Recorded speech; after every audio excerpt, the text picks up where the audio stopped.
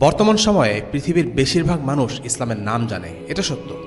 কিন্তু বাস্তবতা হচ্ছে ইসলাম আমাদের সময়ে একটি অপরিচিত ধর্মে পরিণত হয়েছে।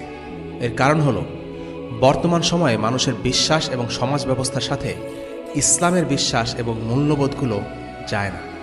ইসলামকে একটি সেকেলে ধর্ম হিসেবে প্রচার করা হয়। বলা হয় ইসলাম একটি মধ্যযুগীয় ধর্ম।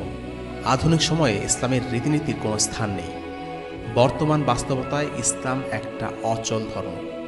ইসলামকে আঁকড়ে ধরতে গেলে এই যুগে আমরা পিছিয়ে যাব, ইত্যাদি ইত্যাদি।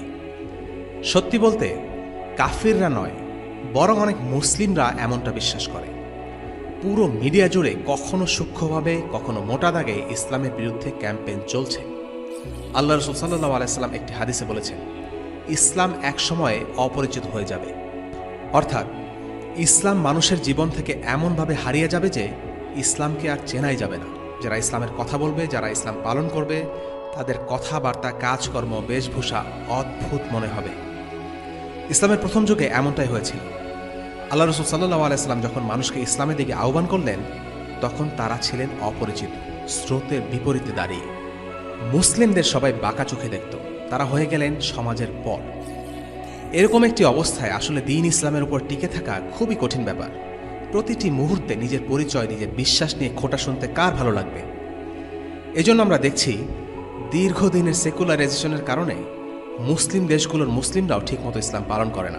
ইসলামের প্রতি একটা অনীহা, অবিশ্বাস আর সন্দেহ কাজ করতে থাকে। ইসলামের বিধিনিষেধগুলোকে আজব মনে হতে থাকে, কারণ মুসলিম সমাজের প্রচলিত রীতিগুলোই এখন অনেকাংশে অন-ইসলামিক। একজন শাইখ বলেছিলেন, সমাজে প্রচলিত ব্যবস্থাকে বদলে দেয়া সহজ কথা নয়। নৌকায় ঢিল ছুড়লে সবাই কেঁপে ওঠে।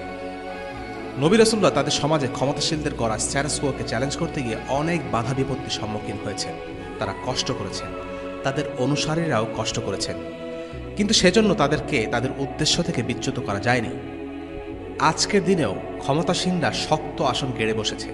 তাদের মোকাবেলা করার সাহস সবার নেই।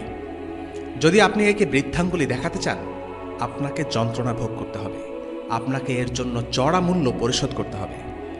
যারা এই স্ট্যাটাস কোর বিরোধিতা করে, তারা যখন দেখে এই কাজ সহজ নয়, তাদের অনেকেই অনিচ্ছুক হয়ে যায়।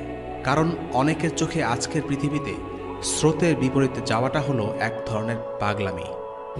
শাইখের এই কথার সূত্র ধরে আমরা বলতে পারি, হ্যাঁ, ইসলাম কারো কারো চোখে আজ পাগলামি, উন্মাদনা আর গোঁড়ামি, ঠিক যেমনটা ছিল মক্কার সেই সমাজে।